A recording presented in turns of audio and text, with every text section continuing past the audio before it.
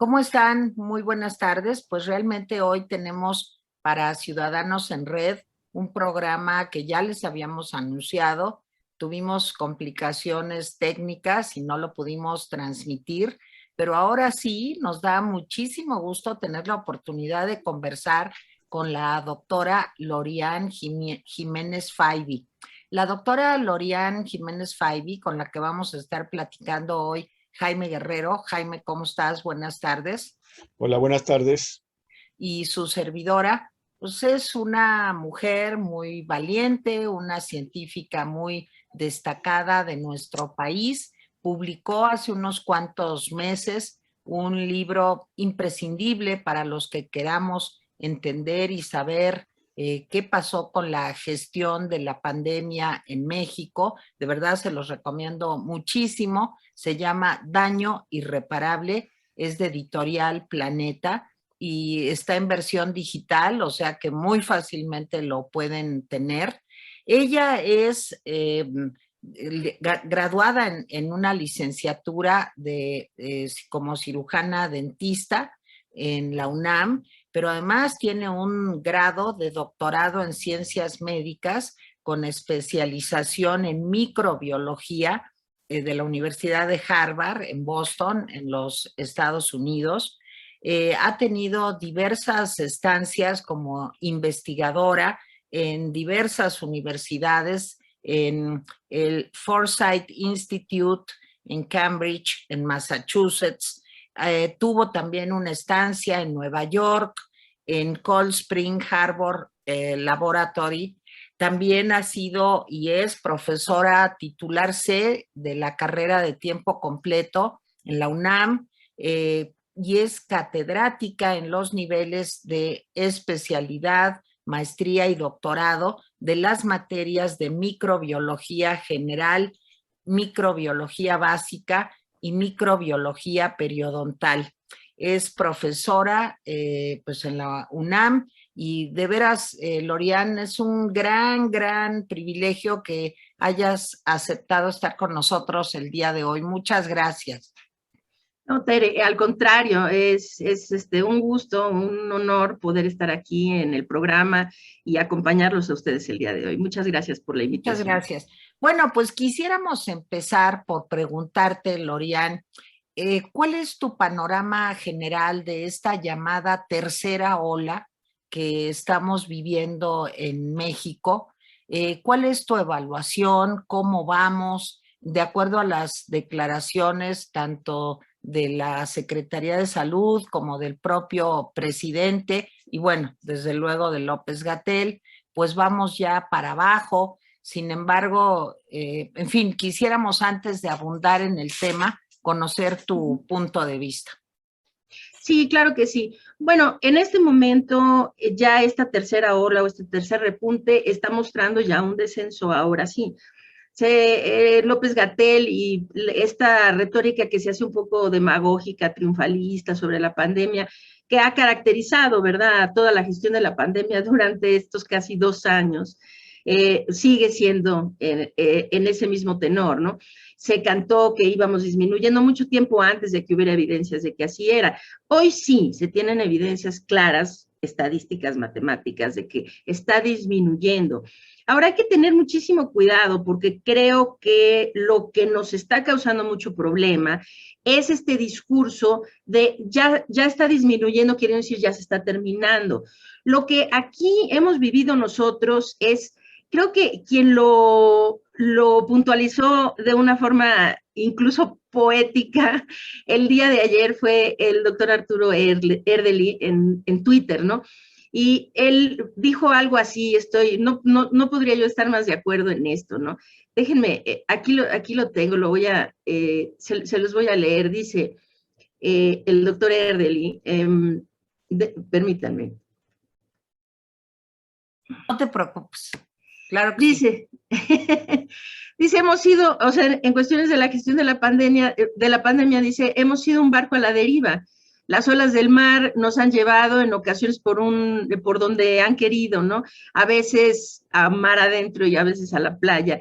Creo que tiene toda la razón. Es decir, aquí lo que ocurre con la pandemia ahorita es una situación, no es el caso de México, sin duda, cuando veamos el análisis a posteriori de la pandemia y podamos ver esto en el retrovisor, los análisis que se hagan, sin duda, vamos a ver el caso mexicano como un caso de estudio importantísimo, porque literalmente en este país se ha dejado que fluya, es decir, se ha dejado infectar masivamente a la población. No se ha hecho un esfuerzo de contención de la propagación del virus o de los contagios. Esto es clarísimo que desde el inicio nunca se hizo un esfuerzo para tener una estrategia adecuada de rastreo de contactos, de aislamiento selectivo de los infectados, para tener la capacidad suficiente para hacer pruebas diagnósticas. Es decir, incluso los controles en fronteras, somos de los poquísimos países en donde no ha habido nunca una sola restricción para que ingrese aquí quien sea, de donde sea, incluso viniendo de países en donde, vamos a decir, hace unos meses o en la primavera de este año, el caso realmente muy, muy grave y dramático de la India, ¿no? En donde tuvieron una explosión de contagios, casi al mismo tiempo estaba ocurriendo lo mismo en Brasil.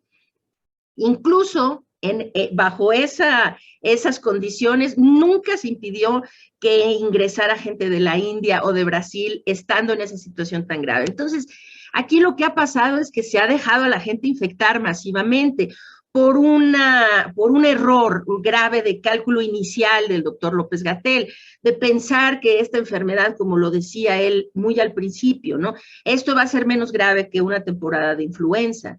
Entonces, creo que ese fue el único error de cálculo que ha tenido. Todo lo demás no han sido errores de cálculo, él ha estado siguiendo las instrucciones de arriba, ¿no?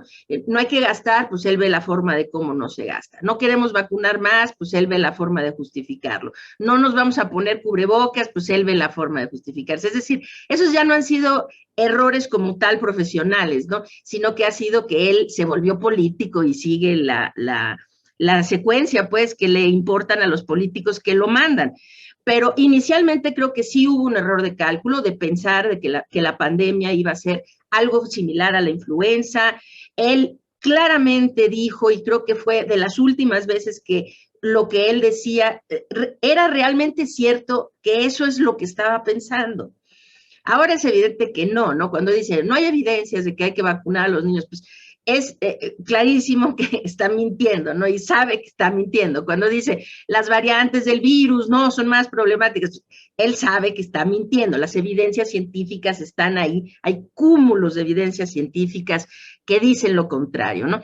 Pero creo que este primer error de cálculo sí fue muy importante, que fue él, cuando lo dijo como muy claramente que era un cálculo que él ya había hecho, fue cuando dijo, de esto se van a morir de 6 a 8 mil personas. Eso fue el primer cálculo que hizo y yo estoy segura que al inicio de la pandemia, pues se calculó, se van a morir 6 a 8 mil. Muy mal, ¿eh? Porque decir que se podía, que eso era un sacrificio aceptable, 8 mil vidas, pues eso se tendría que ver qué clase de crimen es ese, ¿no? Porque hasta ahorita hay países que durante toda la pandemia no han acumulado aún 8 mil muertes, ¿no? Es decir, era una cifra inaceptable como daños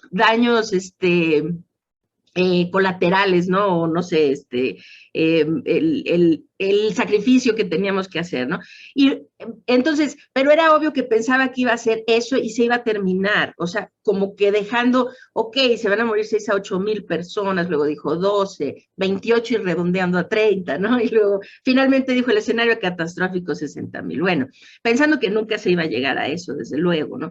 Entonces, desde ahí, creo que el cálculo era, dejemos a todos infectar para que se adquiera esta susodicha inmunidad de rebaño, y entonces así él le presentó al presidente un plan, sin duda, muy económico de cómo se podría solucionar este problema, ¿no? No vamos a cometer las tonterías de otros países que están invirtiendo en pruebas, en logística, en rastreos, en metodologías de contención de la propagación del virus. Nosotros no necesitamos gastar en eso, ¿no? ¿Por qué? Porque vamos a dejar que la gente se infecte y eso nos va a llevar a una solución. Entonces, así, con esa mentalidad, incluso cuando ya fue muy obvio que su escenario catastrófico se iba a duplicar, triplicar y quintuplicar y más, ¿no? Nunca hubo una rectificación y hasta la fecha en nuestro país no hay rectificación, queriendo decir que lo que dice Arturo Erdely es muy cierto, es decir, vamos a la deriva, somos como un barco a la deriva que ha ido, se han dejado infectar masivamente a la población.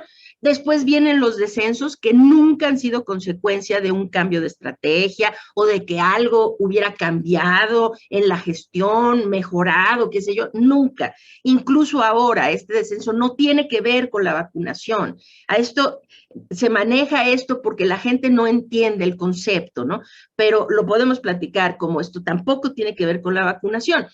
Tiene que ver con que hay agotamiento en la transmisión de la enfermedad, agotamiento temporal, momentáneo, cuando se deja una explosión de contagios ocurrir. Entonces, fue lo que ocurrió en diciembre, enero y febrero, que fue una explosión bárbara de contagios en donde solito se agotó la epidemia. Y entonces comenzó a disminuir. Claro, con esta mentalidad que ha sido siempre equivocada de simplemente dejar que las cosas fluyan, en lugar de aprovechar ese descenso para decir, ahora sí vamos a tomar el toro por los cuernos y vamos a controlar la pandemia en un momento cuando teníamos muy bajos los contagios y hubiera sido sencillo y económico hacerlo. En lugar de eso, pues abrieron, dijeron, minimizaron, no sé qué, y se prepararon para la tercera ola. La preparación para la tercera ola incluyó dejar de transmitir información sobre la pandemia. Es decir, el 11 de junio se acabaron las conferencias vespertinas, el 11 de junio. Desde tal vez el 15 de mayo ya sabíamos matemáticamente que estábamos iniciando un repunte.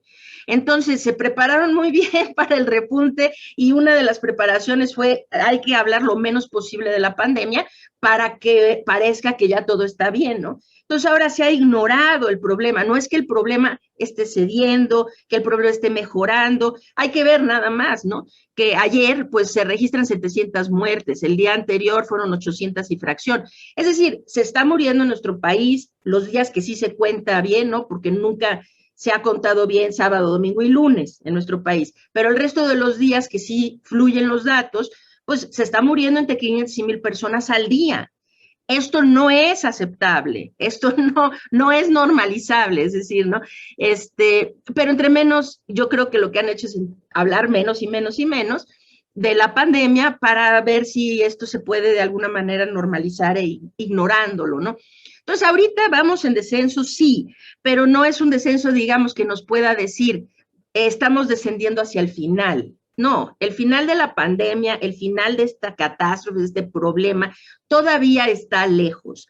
Está muy lejos para nosotros, que tenemos solamente alrededor del 35% de la población total con esquema completo de vacunación. Otros países están más cerca de ver ese final. Hay países en donde sí, la vacunación ha sido tan extensa que han abarcado, vamos a decir, a más del 70% de la población vacunada con esquemas completos, y sus curvas de contagios y de funciones dejaron ya desde hace semanas o meses de ser paralelas. Es decir, que sus contagios pueden ascender o suben y bajan, pero ya de una forma independiente a cómo se ve la curva de defunciones. Esto es consecuencia de la vacunación, sin lugar a dudas. Entonces, pero para que nosotros llegáramos a ese punto, pues nos hace falta mucho, ¿verdad? Teniendo el 35% de la población vacunada. Entonces, en resumidas cuentas, lo que podemos pensar ahorita de la tercera ola o el tercer repunte es sí, efectivamente, estamos claramente en una etapa de descenso. Las últimas 3 semanas, en las estadísticas, parece que hay una desaceleración en la bajada. Es decir, que hay menos cambio de semana a semana hacia abajo, queriendo decir que tal vez es la antesala de otro repunte, pero todavía es muy pronto para decirlo, pero podríamos estar. Y lo que sí se está anticipando en las proyecciones matemáticas es que sí va a venir una cuarta ola. O sea, o lo más probable es que venga una cuarta ola en las próximas semanas y meses por la llegada de la temporada, tanto de los virus respiratorios estacionales, invernales, como de la temporada de frío. Entonces, sí vamos bajando, pero no de salida todavía. Ese es el mensaje. Jaime. Muy bien. Oye, Lorian, doctora, a ver tu opinión sobre la vacunación.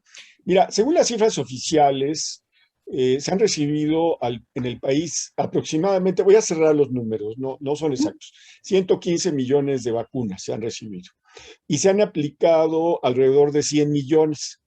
Ya llevamos varias semanas con un diferencial de 15 millones de vacunas entre las que llegan y las que se aplican. Lo que nos dicen es que es porque las transportan, pero a menos que nuestro país haya crecido, a lo mejor ya de veras tenemos 50 estados, pero ¿qué está pasando con eso? Yo tengo varias preguntas. Esa sería la primera. Una. Dos, no nos faltan vacunas porque si ya tenemos nada más el 35%, se han aplicado 100 millones, aunque se aplicaran las otras 15, de todas maneras nos hacen falta vacunas. Y las vacunas, me da la impresión de que a nivel mundial están escaseando por muchas razones. Segunda pregunta o tercera pregunta, vacunas para menores sin comorbilidades, porque finalmente se dieron en vacunar a menores que tienen comorbilidades, pero no a los otros menores. En Estados Unidos acabo de leer una nota que algunos van a demandar a sus estados porque el número de menores ya superó las expectativas. Y la última pregunta, ¿tercera dosis? ¿Sí o no? Sí, son excelente. Muchas preguntas. Sí, pero con contestaciones claras a cada una. A ver, por la primera, las dosis que no han sido administradas en nuestro país, sí, y va más de unas cuantas semanas, es decir, desde hace ya meses se tenía más o menos unas 8 millones de dosis que ahí estaban y no se aplicaban y por alguna razón seguían sin aplicarse, y luego se fue a 10 millones, a 11, ahí estuvo fluctuando y ahora consistentemente está por arriba de los 15 millones, 15.8 millones más o menos al día de ayer, ¿no? Entonces, considerando esto y sabiendo, hoy tenemos a 45.2 millones de mexicanos vacunados con esquema completo, o sea, el 35.9% de la población, pero tenemos todavía 62 millones de mexicanos que no han recibido ni una sola dosis. Es decir, tenemos al 49.4% de la población que no ha recibido una sola dosis. Así que incluso haciendo esto, yo creo que se va a convertir en un tema serio. Se veía venir que algo raro está pasando con esas dosis no aplicadas. Y esto se veía desde hace meses. López-Gatell, cuando todavía le abrían el micrófono un poquito más de tiempo, ¿no? Porque ahora los martes y cada vez es menos lo que lo dejan hablar, ¿no? Las últimas veces le dan 2 minutos y medio y órale, ¿no? Pues sí,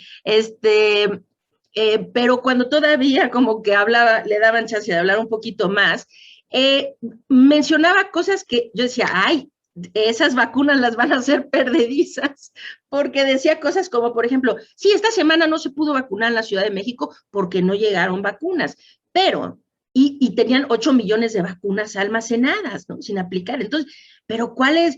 Es decir, no, a ver, sí, no llegan, es que esta semana no llegaron dosis, por eso esta semana vacunamos menos, pero ya llegan las dosis para el fin de semana y entonces la semana que entra vamos a volver a vacunar, ¿no? Entonces era, a ver, espéreme, ¿y las dosis que tienen almacenadas qué? No había motivo si tenían a 8 millones de dosis ahí, ¿no? Y así como eso, fue haciendo como queriendo hacer pensar que cuando disminuía la aplicación de vacunas, esto era consecuencia de que no habían llegado vacunas, incluso teniendo millones de dosis que sabemos que sí llegaron y que no han sido aplicadas.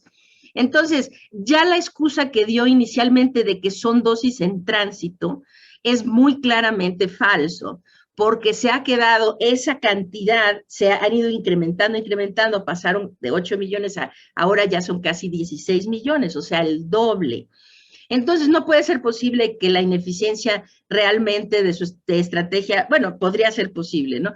Pero es claro que no es una cuestión de rezago de captura de datos y de que están en tránsito las vacunas y esto, sino que hay un problema y yo creo que tarde o temprano alguien va a tener que rendir cuentas de qué pasó con todos esos millones de dosis de vacunas, porque están perdidas. Bueno, Entonces, eso sí, es muy grave, muy grave. Y faltan dosis, claro, faltan muchas, muchas dosis, incluso apareciendo esos casi 16 millones de dosis. Claro, faltan muchísimas porque son 62 millones, un poquito arriba, 62.3 aproximadamente, millones de mexicanos que no han recibido ni una sola dosis de vacuna. Entonces, el gobierno está queriendo hacer pensar que aquí los cálculos, si se fijan, cada vez que se reporta la vacunación, lo que se reporta es sobre el denominador de mayores de 18 años. Se ha vacunado tanto de los mayores de 18 años, tanto de los mayores, no, por más que insistan, es decir, se vive bajo esta lógica un poco, ¿quién fue quien dijo esto? Creo que fue Goebbels, ¿no? El ministro de propaganda de los nazis, ¿no? Que dijo, repite, tú miente, y repítelo porque tarde o temprano se hace verdad, o sea, es decir, tarde o temprano te creen que eso es verdad, ¿no? Si lo repites suficientes veces. Entonces, esto de los mayores de 18, los mayores de 18, no, o sea, la estrategia de vacunación a nivel mundial, y esto es claro para todos los países, sus sistemas sanitarios, para la Organización Mundial de la Salud, para la CDC, y etcétera, etcétera, es que necesitamos vacunar a toda la población indistinto de la edad. Claro, hoy solamente tenemos la posibilidad de vacunar a los de 12 años y más, pero aquí en México ya se está ignorando a la población de 12 a 17, que es una población enorme. Es decir, de acuerdo con los datos del INEGI, la población de 12 a 17 años, con los datos del año pasado del INEGI, representa el 10.4% de la población mexicana. Esto quiere decir que son un poco más de 13 millones de jóvenes que están en ese rango de edad. Entonces, pues vamos a decir, si son 13 millones y necesitamos vacunarlos, ¿no? Dentro de unas semanas va a entrar la autorización, por lo menos de la FDA y seguramente de los europeos muy próximamente, para vacunar a los de 5 a 11 años. Queriendo decir que ya vamos a tener un rezago de los de 5 hasta 17 años, que si sumamos estos dos, de 5 a 11, son 15.1 millones de personas en nuestro país. Si agregamos a los de 12 a 17, son otros 13, un poquito arriba de 13 millones, ¿no? Entonces, pues estamos hablando de más de 28 millones de personas. Entonces, sí, claro, las dosis que tenemos no son suficientes para vacunar ni siquiera a la totalidad de la población de adultos, para empezar. Bueno, y pero si a esto le sumamos a los niños, pues menos todavía. Yo te tendría, sin interrumpir todas las preguntas que te hizo Jaime, yo te preguntaría, ¿qué pasó con las vacunas? ¿Se regalaron las vacunas? ¿Se echaron a perder? 100 millones de vacunas, por lo menos deberían de haber alcanzado para 50 millones de mexicanos vacunados. No llegamos a esa cifra.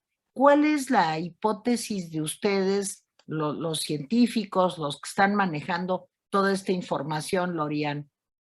Sí, bueno, a ver, haciendo bien las cuentas, las dosis que ya se han aplicado son 517,000 dosis, 100,516,000.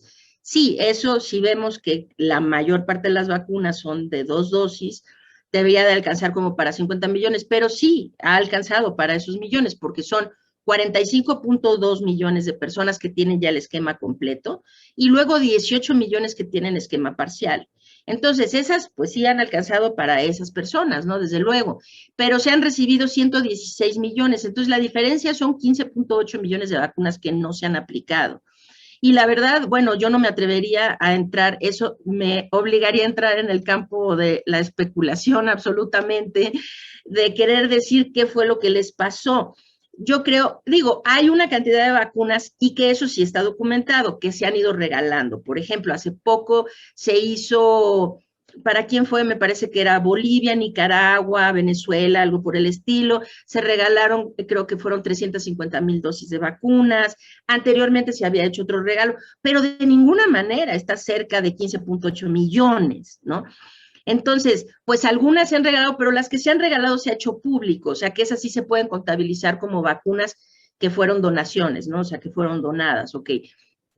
Pero el resto, sí, es muy difícil de explicar y vamos a decir, explicarlo como vacunas que se echaron a perder de ninguna manera. Bueno, al menos que entonces alguien tendría que ir a la cárcel por ineptitud, ¿verdad? Por ineptos, es decir, ¿cómo pueden dejar echar a perder 16 millones de dosis de vacunas?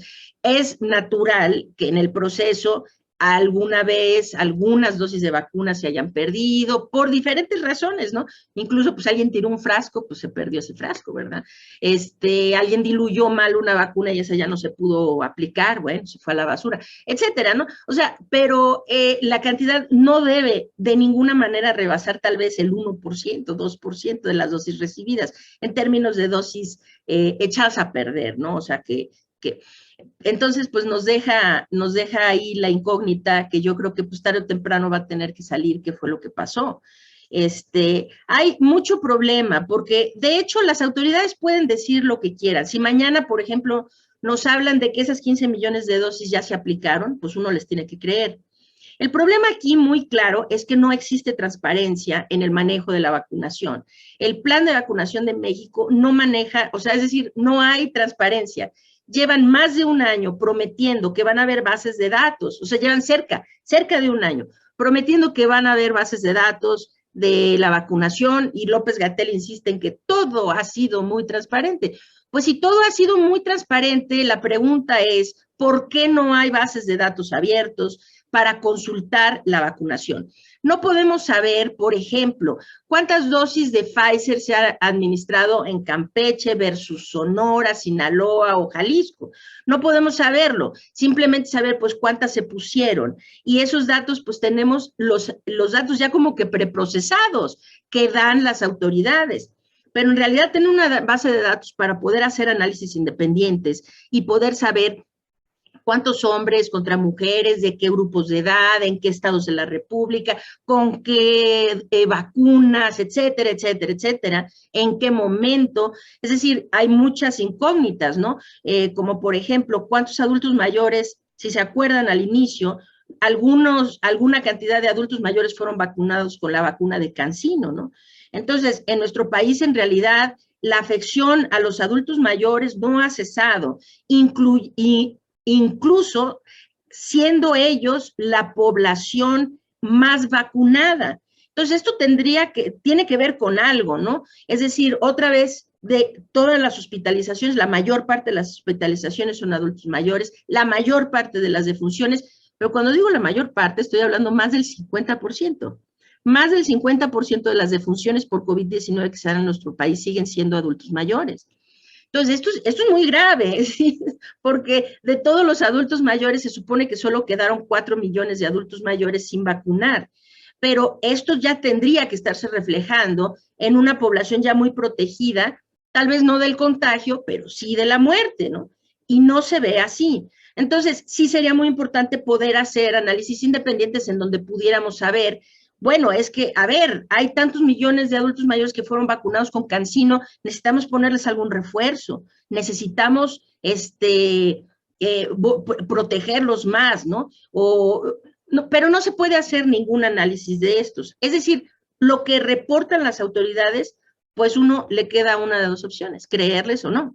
Pero ellos pueden decir lo que sea porque no hay manera de corroborar que esto sea cierto. Entonces, pues sí, es muy problemático. Necesitaríamos, como se hace en prácticamente todos los países del mundo, tener las bases de datos para que investigadores independientes puedan echarse un clavado, incluso para publicaciones, de decir, bueno, tenemos tal cobertura de vacunación, tenemos el porcentaje de vacunas de tales marcas, se han puesto más en tales estados, en tales grupos de edad. Esto es muy importante saberlo, no se sabe. Entonces, bueno, a lo que voy es, ¿qué va a pasar con esos 15 millones? Tal vez un día los integran a los números y nunca vamos a saber qué fue lo que pasó, pero hoy por hoy es evidente que hay casi 16 millones de vacunas que no se sabe, no se supo en dónde están o por qué no se han aplicadas. Sí. A ver, Jaime, las otras preguntas. Sí, las últimas dos eran qué pasó, y estas son muy importantes, que ahorita ya mencioné algo, sobre tercera dosis y sobre los niños sin comorbilidades. Importantísimo. A ver, los niños todos tienen que ser vacunados, punto. Los de 11 a 17 años, que son pues un rango más o menos de adolescentes, pues son niños ya más grandecitos y entrados casi a la adolescencia, tienen que ser vacunados todos. Esta insensatez de decir, como se dijo, ¿no? Cada niño que se ampara, que recibe una vacuna a través de un amparo legal, le está restando una posibilidad a alguien con más riesgo, ¿no? No, bueno, a ver, esto que están haciendo, después de que López-Gatell dijo eso, yo creo que hubo un rechazo tan enérgico a esa actitud y comentario que obligó, o sea, metió la pata de tal magnitud que obligó a que el presidente aceptara algo que no había querido hacer, porque quien estaba tomando las decisiones en ese sentido, y ahorita es muy claro, es el presidente de la República, ¿no? Se paró en una mañanera y dijo claramente: no vamos a vacunar a los niños porque ellos no tienen riesgo, punto, ¿no? Y de hecho dio el ejemplo, mi hijo menor se enfermó, y la verdad es que a su mamá le fue muy bien, a mí me fue muy bien, y todos nos fue muy bien, y así pasa, porque los menores no se complican, no les pasa nada. Claro, esto es falso. Los menores sí se complican, sí se contagian, sí se mueren, y sí quedan con secuelas de la enfermedad. Entonces, es importantísimo protegerlos. Y hay algo que es, por la ignorancia del proceso de esta epidemia o pandemia, pues, se está pasando por alto, y es un punto importantísimo. Las vacunas hoy sabemos que no nos están protegiendo de la transmisión. Sí disminuyen algo la transmisión, ¿eh? Es importante decirlo, porque cuando se dice no protegen nada, tampoco eso es cierto, ¿no? Ha disminuido con la propagación predominante de la variante Delta. Las vacunas han perdido cada vez más su eficacia, su eficiencia para protegernos contra la transmisión, ¿ok? Pero vamos a decir, perdón,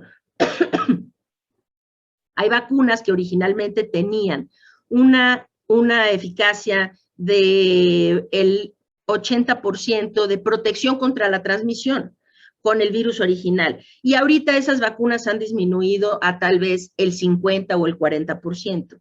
Entonces, para que se sepa, las vacunas sí confieren alguna protección contra la transmisión del virus, pero ahora que es la variante Delta la que nos infecta, este porcentaje, esta protección contra la transmisión ha ido cada vez disminuyendo.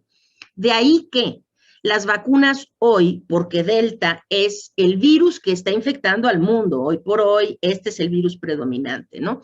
En México, en nuestro país, ya sabemos que arriba del 98% de las infecciones que se están dando de COVID-19 son causadas por la variante Delta, ¿no? Y es igual en otras partes del mundo.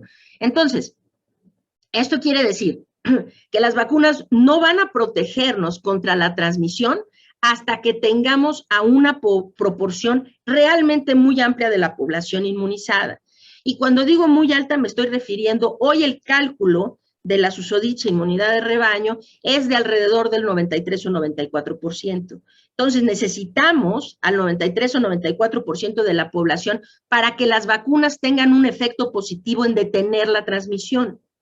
Y entonces la gente se pregunta, bueno, y a ver, si ya no se va a morir la gente, ¿por qué nos interesa detener la transmisión?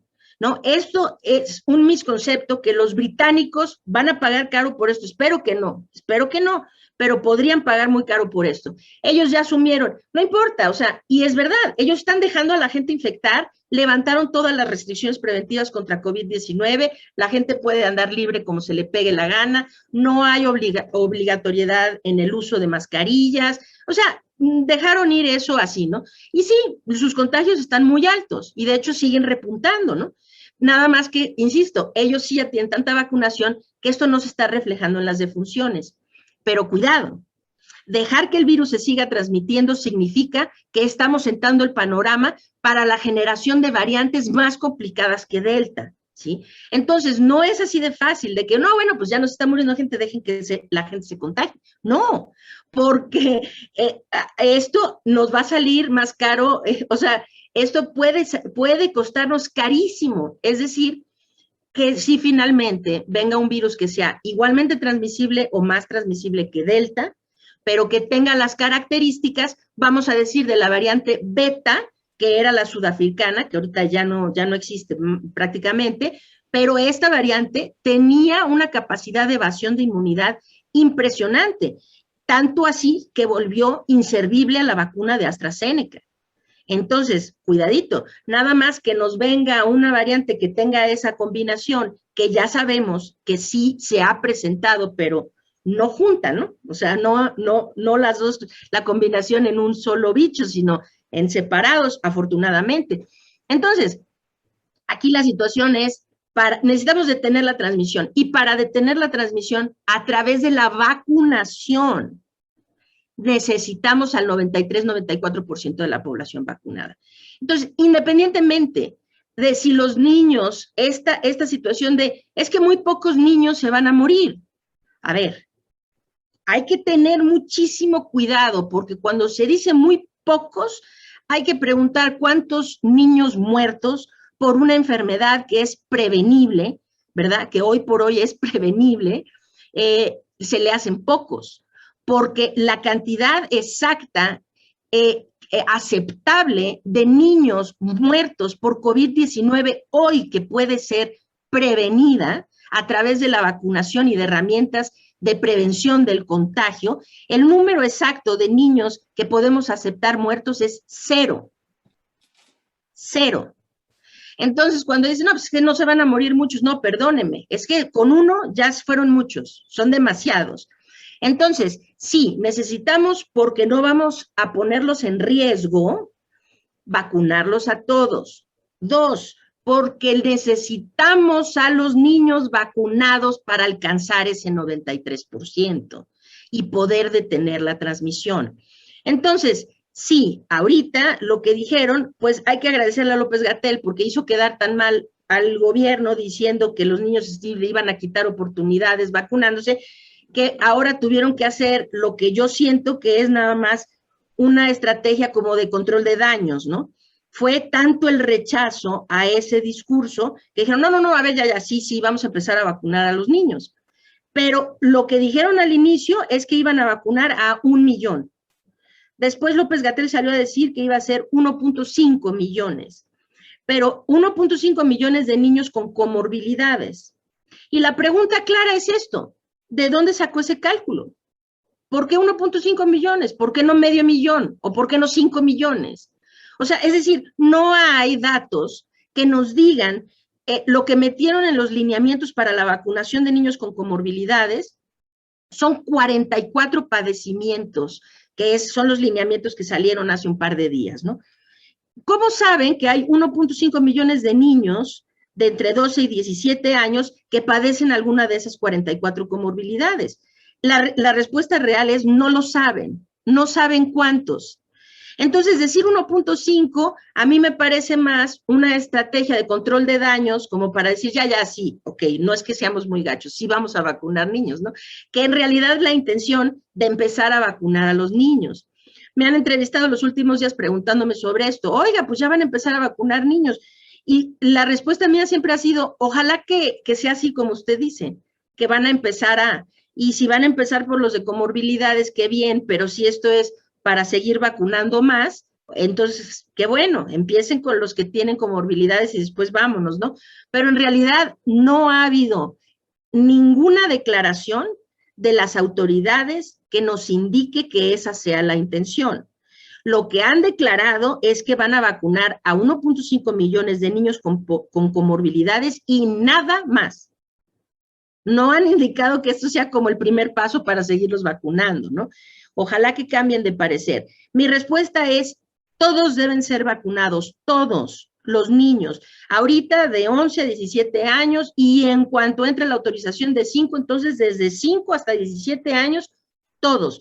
Y cuando venga lo de los más chiquititos, esa va a ser la clave del fin de la pandemia. Cuando se tenga esta vacunación, perdón, rapidísimo, esta vacunación, se pueda incorporar la vacuna de COVID-19 al esquema infantil de vacunación, entonces sí vamos a ver a COVID-19 como hoy vemos al sarampión o a la polio.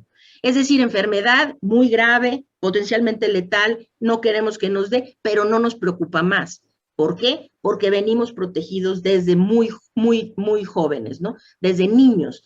Entonces, por eso es imperativo, es decir, ahorita estamos tratando de vacunar a toda la población, pero cuando podamos agarrarlo en los esquemas obligatorios de vacunación infantil, entonces vamos a ver de otra forma esta enfermedad y habremos controlado el problema cuando sea así. De ahí que sí, la respuesta es clarísimo eso. Hay que vacunarlos a todos. Perdón. Florian, dos preguntas rápidas. ¿Qué pasa con la temporada invernal? Hace un rato comentábamos, Jaime y yo, de esto de que se retrasa la aplicación de la vacuna de la influenza hasta noviembre, cuando en otros años se había aplicado antes. Y la otra pregunta, vimos al presidente Biden poniéndose la tercera dosis para reforzar. Sí. ¿Qué opinas de la tercera dosis? Sí. A ver, bueno, primero voy con lo de la tercera dosis porque esa era una de las preguntas que me hicieron antes.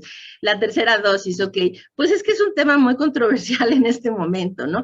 La Organización Mundial de la Salud, que no ha sido precisamente un organismo que ha atinado mucho durante la pandemia, ha tenido muchos desatinos, la Organización Mundial de la Salud, ¿no? Entre otros, algunos que pues difícilmente serán perdonables, como haber iniciado la pandemia diciendo que no era necesario que la gente utilizara cubrebocas, ¿no? Lo hicieron esto como una estrategia, vamos a decir, pensando, no, es que había escasez de equipo de protección personal, y entonces pensaron, no, es mejor decir, no se necesita para que no haya acaparamiento del equipo de protección, para proteger que el equipo de protección haya suficiente para los médicos, el personal de la salud, etcétera, ¿no? Pero cometieron el gravísimo error no de decir eso, no de decir la verdad, sino de decir, no se necesita utilizar. Y gracias a eso, gente como López-Gatell, que es un médico, y no puede haber perdón a un médico que diga que el cubrebocas no sirve, ¿no? Cuando es la herramienta básica de control de infecciones después del jabón, ¿no? Para un médico. Entonces, gracias a eso, pues, mucha gente siguió con el discurso y hasta ahora venimos cargando muchas repercusiones de eso de que el cubrebocas no servía. Ahora la Organización Mundial de la Salud también desatina terriblemente diciendo no es necesario poner terceras dosis, ¿no? Después más o menos reculó tantito diciendo, bueno, es solamente a los adultos mayores que están en alto riesgo y poblaciones especiales que tienen alto riesgo de complicarse y de morir. Ok. La verdad es que tarde o temprano nos vamos, y ahorita la intención de la Organización Mundial de la Salud, es como eso mismo, ¿no? Querer decir una blanca mentirita para proteger algo, pero creo que valdría más la pena que hablaran con la verdad, porque esto sembraron una semilla que va a ser complicado ahora, lo que después saquen de eso va a ser complicado arreglarlo, ¿no? La situación es que hay una desigualdad terrible a nivel mundial en la distribución y en la disponibilidad de vacunas. Es importantísimo pensar no solamente en México o en mi ciudad o en mi estado, en mi continente, es importantísimo saber que igual que la polio y el sarampión y en su caso, cuando fue en su momento la viruela, por ejemplo, ¿no? Era importante que la vacunación fuera universal, globalmente, ¿no? No solamente en ciertas regiones, para poder realmente tener estas enfermedades bajo control. Entonces, sí es muy preocupante que haya una desigualdad tan grande. Alrededor del mundo son los países pobres los que tienen menos índice de vacunación, mientras que los países ricos, por ejemplo, Estados Unidos ha tenido tantas vacunas y un movimiento anti-vaxxer muy influyente, y ha tenido muchas dosis de vacunas que se han caducado y han tenido que irse a la basura, ¿no? Entonces, sí, ahorita están diciendo, no, la tercera dosis solo, ¿por qué? Porque es Pero ahora esto, pues sí, nos deja en un predicamento que pues podría abordarse incluso con una discusión un poco filosófica, ¿no? También nos decían mucho, por ejemplo, yo cuando era niña, ¿no? Ay, acábate ese plato de comida, ¿no ves que hay niños en Biafra que se mueren de hambre, ¿no? Pues sí, es cierto, ¿no? O sea, en honor a ellos me acabo mi comida si quieren, pero si me la acabo o no, esos niños de Biafra tampoco van a comer, ¿sí? Si me la acabo o no. Entonces, es esta situación de las vacunas, si hubiera un mecanismo en donde realmente la distribución de vacunas fuera muy equitativa y se pudiera controlar, nadie va a poner terceras dosis hasta que todo África esté vacunado, por ejemplo, ¿no? Ah, bueno, pues ya, ¿no? Pero no es así. Es decir, Israel dijo, ustedes digan misa, aquí nosotros vamos a vacunar a todos con la tercera dosis. Y me vale gorro, ¿no? Entonces, Israel sí empezó a poner terceras dosis y sí, ellos empezaron primero diciendo, sí, solo a la gente con comorbilidades y de repente dijeron, no, ¿qué? La gente con comorbilidades. Vamos a vacunar a todos, van a recibir una tercera dosis. Y en Israel, el 100% de las vacunas que han puesto han sido Pfizer o Moderna, ¿no? Y entonces, pues sí, se han ido con terceras dosis a todos. Estados Unidos empezó diciendo los adultos mayores y la gente con alto riesgo, pero la realidad es que ahorita ya se están mudando, ya van, o sea, la gente desde 35 años en Estados Unidos ya puede pedir su refuerzo, ¿no? Entonces, Pfizer lo recomienda los refuerzos después de 8 meses. No es que la vacuna de Pfizer en realidad pierda por completo efectividad a los 8 meses, pero sí se está previendo que hay una disminución en, vamos a decir, la protección que confiere a partir de los 6 meses. Entonces, pero se sabe que puede llegar hasta 12 meses con muy buena protección, pero para quedarse en un margen de seguridad, la indicación es después de 8 meses. Oye, Lorian, perdón que te interrumpa. ¿Y otras vacunas, si nos pudieras decir AstraZeneca, por ejemplo, ahí cuándo es necesario el refuerzo o cuánto en teoría dura? Pues es que esa es la pregunta del $1.000.000. Ahorita no podemos salirnos mucho de lo que la ciencia nos dice, ¿no? Es decir, por ejemplo, CanSino. CanSino, la farmacéutica, lo dijo y lo dijo desde antes, aunque ahora se quieran hacer guaje, ¿no? O sea, yo ahí tengo los documentos de la transcripción de una conferencia que dio un alto ejecutivo de CanSino, mucho tiempo atrás, esto fue tal vez en enero, en donde dijo, sí, nuestra vacuna pierde efectividad después de los 5 o 6 meses. Esto fue un científico de alta talla dentro de CanSino, ¿no? Y estamos ya probando un refuerzo con la misma vacuna que parece que aumenta la protección 8 veces, ¿no? Ok, muy bien. Después de eso dijeron, no, esto callen, porque aquí en México se vacunó a todos los profesores con CanSino. Al inicio, una proporción de los adultos mayores también recibieron CanSino. Entonces, tendremos que tener mucho cuidado de qué pasa, pero aquí rápido eso lo quisieron así un poquito callar. Y sí, ya CanSino dijo, sí, estamos viendo lo de una segunda dosis y la segunda dosis sí confiere más protección, pero no hemos dicho que la vacuna pierde efectividad, no hemos dicho eso. Hemos dicho que si se pone un refuerzo a los 6 meses, hay 8 veces más protección. Bueno, si no pierde efectividad, entonces ¿para qué queremos el refuerzo, no? O sea, en fin, a lo que voy es, pero CanSino es una vacuna que ni siquiera hasta la fecha no tenemos resultados de sus ensayos de fase 3. No hay los resultados. Entonces, hablar, bueno, sí, CanSino, es decir, es ahora un refuerzo de CanSino, sí. O sea, seguimos sin información. Creo que así, las únicas vacunas que ahorita se han estudiado con refuerzos son Pfizer, Moderna y Johnson & Johnson. Johnson & Johnson, que fue una vacuna que inicialmente se sugirió como de una sola dosis, lo mismo que CanSino. Lo que ahorita es muy claro es que no hay vacuna contra COVID-19 de una sola dosis, ¿no?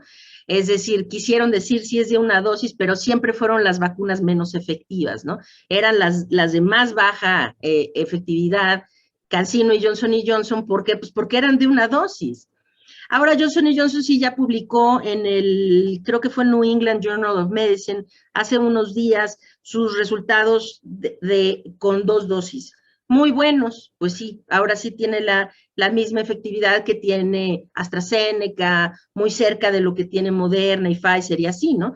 Pues sí, entonces, como refuerzo como tal, pues lo que sí sabemos es otra dosis de Johnson y Johnson, pues sí, mejora el panorama con Johnson y Johnson. El refuerzo de Pfizer, lo mismo, y el de Moderna también. Moderna está sugiriendo el refuerzo con mitad de dosis. Es la única vacuna donde se cambia la dosis para la tercera, para el refuerzo. Porque de entrada, Moderna ya aplica, era una dosis más grande que la de Pfizer, de entrada, ¿no? Y entonces es la mitad de la dosis para el refuerzo. Pero contestando claramente la pregunta, esta es mi opinión personal, no personal, es mi opinión profesional. En mi opinión profesional, yo creo que tarde o temprano sí, estas vacunas van a necesitar un refuerzo, pero no solo uno, seguramente refuerzos periódicos, Entonces, ahorita hay mucha renuencia a decir, porque parece, suena, es un sentimiento de injusticia, de cómo puede 350 millones de norteamericanos recibir una tercera dosis cuando en países de África no tienen ni siquiera el 2% de la población vacunada, ¿no? Pues sí, es una injusticia, sin duda, sin duda. Pero yo quisiera, para decir que esos norteamericanos no deben recibir la tercera dosis, yo quisiera que alguien me garantizara que esas terceras dosis que no van a recibir van a ir a parar a África. Y la realidad es que no es así. No es así. Entonces, de necesitarse, sí, sin duda se necesita y se va a necesitar. Es decir, se va a tardar porque pues no es muy políticamente correcto decir los que tengan la lana vacúnense, ¿no? Mientras unos se quedan muy atrás. Pero la realidad es, o establecen un mecanismo en donde esas terceras dosis puedan ir a parar a donde no hay vacunas, o dejen que ocurra ya, porque sí se va a necesitar esos refuerzos. Yo creo que, bueno, Pfizer ya dijo 8 meses, para la mayoría de las vacunas yo creo que refuerzos anuales, o tal vez un refuerzo al año, y después hay como la vacuna de la hepatitis B, ¿no? Se hace un esquema inicial y luego 5 años y luego a los 10 años, tal vez algo por el estilo. Es muy difícil ahorita decir, porque para tener los resultados a los 5 años, pues sí, necesitan pasar 5 años, ¿no? Claro. Para saber qué fue lo que pasó. Entonces, pero sí, mi opinión profesional es que esos refuerzos van a ser necesarios, sí. Jaime. Y por último, a ver, un poco, yo he estado siguiendo los datos de cuántos se vacunan diario, etcétera, y quiero saber si lo que voy a decir es correcto. Yo creo que todavía, suponiendo que tenemos realmente 116 millones de vacunas, yo creo que nos faltan fácilmente otras 130 millones de vacunas. Y estas deben ponerse, digamos, antes del primer trimestre del año que viene. Pero calculando el tiempo que dura esto, querría decir que probablemente necesitaríamos otros 100 o 130 millones de vacunas para el segundo trimestre, cuarto trimestre, y del segundo al cuarto trimestre del año que viene. Estos son un poco los cálculos que estoy haciendo. Entonces, ante eso, pues yo no creo que vayamos bien en la compra de vacunas. ¿Cuál es tu opinión? No, de ninguna manera, no creo que vamos bien. No vamos bien en la compra, no vamos bien en la aplicación de las vacunas. Es decir, ahorita nos hemos ido quedando cada vez más rezagados, mientras que sí, por lo menos en Latinoamérica, al inicio, iniciamos como que fuerte. Claro, se tenía la motivación de que venían las elecciones y entonces aceleraron mucho la vacunación. A mí me parece bien que la aceleren, sea cual sea la razón, ¿no? Pero pues aceleraron ahí, luego disminuyó, luego la consulta popular otra vez, así, otra vez pierden el interés, qué sé yo. Pero entre una cosa, entre que si son peras o son manzanas, habíamos empezado bien comparativamente al resto de Latinoamérica, ¿no? Habíamos empezado bien y hoy nos hemos ido quedando realmente muy rezagados. Es decir, hay países, la mayoría de los países latinoamericanos, no la mayoría, pero bueno, tal vez, es decir, Brasil, Colombia, Argentina, Uruguay, Chile, Incluso Cuba, algunos países centroamericanos han vacunado con esquemas completos a una proporción mayor de la población que nosotros. Nos hemos quedado rezagados. Es decir, nada más para tener una idea de lo que estamos hablando. Vamos a decir, perdón, déjenme nada más jalar aquí el dato. Sí, claro. Porque íbamos muy bien y a la par y esto, ¿no? Pero ahorita tenemos, por ejemplo, nada más una comparación así, España ya tiene al 78% de su población con esquema completo de vacunación, ¿no? Chile y Uruguay tienen el 74% de su población con esquema completo de vacunación. Y por ahí muchos países igual. Nosotros, pues insisto, estamos en el 35%. Y solo países que son pues realmente mucho más grandes que México, principalmente países mucho más grandes que México, como la India, por ejemplo, pues tienen menores porcentajes sobre el total de la población que nosotros. Pero realmente, pues sí, nos hemos quedado muy rezagados en la aplicación y esto pues va de la mano con la compra. Y la situación aquí es que no se puede simplemente poner un fin a la vacunación de, bueno, ya, vacunamos a los que pudimos, adultos y ya, ¿no? Me da la impresión que eso es a lo que se quiere llegar, ¿no? De decir, ya, hicimos el esfuerzo que pudimos y ya hay muchos adultos vacunados y que ahí quede. No, es que hay que ver. Nosotros, mientras que Marcelo Ebrard cada vez que presenta lo de las vacunas dice, esta es la amplia cartera de vacunas de México, lo dice como si esto fuera algo de qué sentirse orgulloso, ¿no? Que tenemos vacunas de chile, de dulce y de manteca, ¿no? O sea, todas las marcas se ponen en México, ¿no? Cree que como que lo dice como con mucho orgullo, pero esto tiene que llevarse con un control muy estricto, porque no sabemos muchas cosas de algunas de esas vacunas. Y por eso es necesaria la base de datos y por eso es necesario poder hacer análisis independientes y por eso es muy importante que se lleve, vamos a decir, ahorita hay que calcular que todos los que recibieron CanSino por lo menos necesitan una dosis más de algo. Es decir, o de CanSino o una dosis más de alguna de las vacunas de RNA mensajero sería lo ideal, ¿no? Que les pusieran una de Pfizer o algo así a todos los maestros y demás. Ellos necesitan refuerzos. Si no lo van a hacer a toda la población hasta que esto sea indicación internacional de la OMS y todo lo demás, pero sí por lo menos los adultos mayores necesitan un refuerzo. Y ellos fueron los que primero se empezaron a vacunar, ahorita ya están en tiempo de recibirlo. Deberían estar, es decir, necesitaremos estar hablando, lo de la vacunación no es un proceso así como ahorita están viendo lo de la influenza, ¿no? Hablamos algo de las vacunas de influenza. Este año se pidieron menos vacunas que el año pasado. ¿Cómo puede ser eso posible? ¿Cómo puede ser eso posible? Y en medio de la pandemia, además, ¿no? Sí. Entonces, quieren verlo como la influenza. Al año vamos a pedir nuestros 35 millones de vacunas y a la goma, ¿no? No, es que la vacuna contra COVID-19 es un proceso que necesita llevar un seguimiento y necesitamos saber y acoplarse a la evidencia cambiante que se tenga sobre la eficacia de las vacunas y la pérdida de protección y la longevidad de la protección, y etcétera, ¿no? Entonces, aquí se necesitaría estar planeando qué se va a hacer con los refuerzos a quien recibió CanSino, los refuerzos de los adultos mayores y las poblaciones vulnerables, los esquemas completos para los menores de edad. Es decir, hay mucho de lo que se tiene que estar hablando, ¿no? Y el seguimiento que va a implicar todo esto. Entonces, sí, nos faltan muchas dosis. Creo que ese número que acaba de dar está bastante acertado.